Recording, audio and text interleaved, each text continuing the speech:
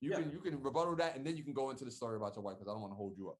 So no, you're not holding me up. So this is what I was going to say is, you know, a lot of people, you know, when it comes to relationships anyway, a lot of people come into it with this mask on, right? Mm-hmm. People don't really want to show who they truly are, because everybody comes into it, you know, with this guard up. Right. And I mean, and that's okay, because you definitely want to guard yourself. You want to shield yourself, you know, from certain things, because you want to get to know people. But my question has always been, how long are you going to keep the mask and the guard up before you allow somebody to get to know you? One of the main reasons why people stay stuck in these dating relationships for a very long time is because they say, I'm still trying to learn who they are. Well, my question is, do you know you? Do you know who you are? Do you understand what you have to offer? Do you understand your true value? Because see, a lot of times I used to hear females say it all the time. Oh, this biological clock is ticking. Who said that to you? Who told you that? Because I believe this: if it's meant for you to have a kid, you will have that child. Right. Do we have a stat? I know you do a lot of reading and writing. Do we have a stat on what's the oldest a woman has, so we can just clarify how old you actually can be? Look, man, I go back to the Bible, man, and in the Bible, you're talking about Sarah having a baby at like 90 some years old. Okay. Man, you can't do much with the kids after, but hey, it's possible. You can still have one. Right. So stop that maternal. Yeah, you clarified that up. Thank you. Shout out to my guy Coco Nuts. Yo. All right. So now tell me the story about your wife, because that's the story I'm waiting to hear now. Okay. So about maybe 3 years before I met my wife, I had really gotten into self-development, and I was following this guy by the name of Dr. Michael Beckwith, and he kept talking about life visioning practices. And he said, a lot of you go throughout life and you're going blinded.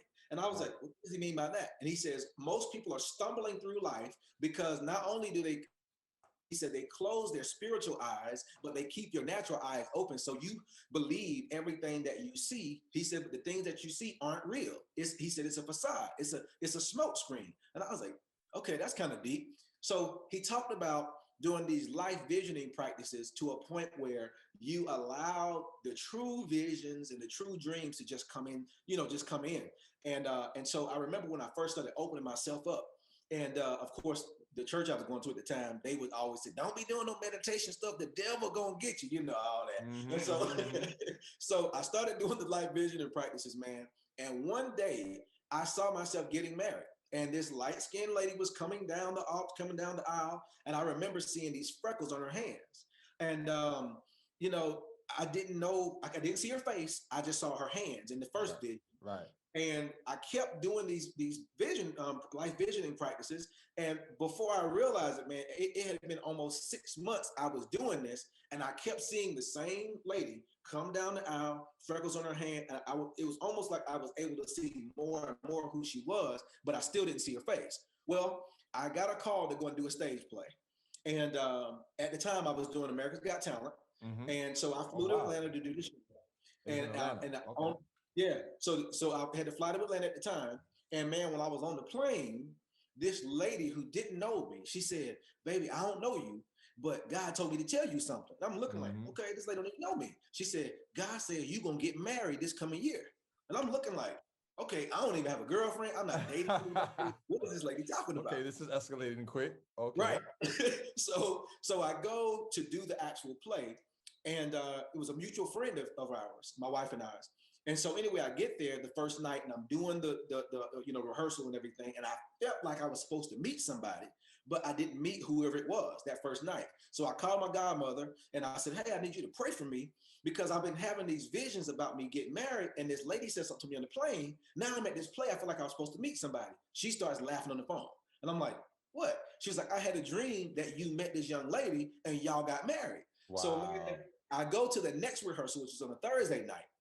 And I'm doing the rehearsal, and the door opens. Mm-hmm. So I turn around and I look back, and this beautiful young lady comes in the room. And I'm like, whoa, this felt weird. I felt like I've seen her before. And so anyway, man, didn't know that the young lady who walked in the room would end up being my wife.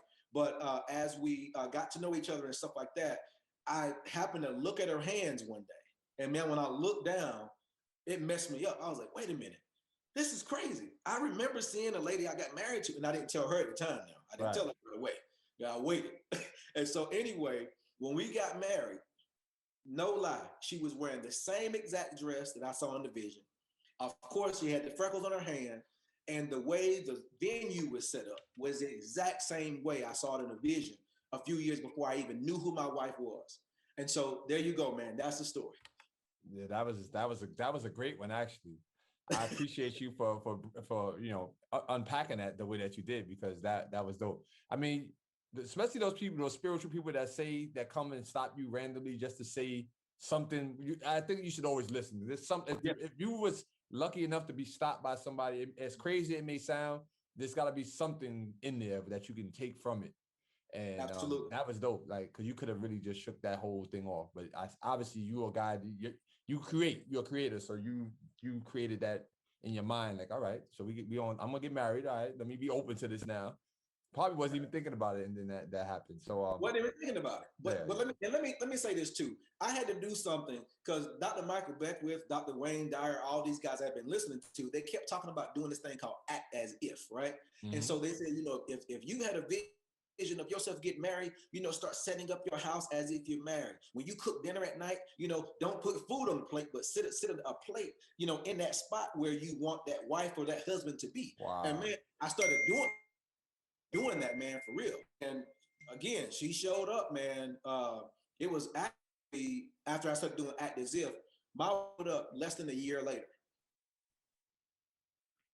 Wow.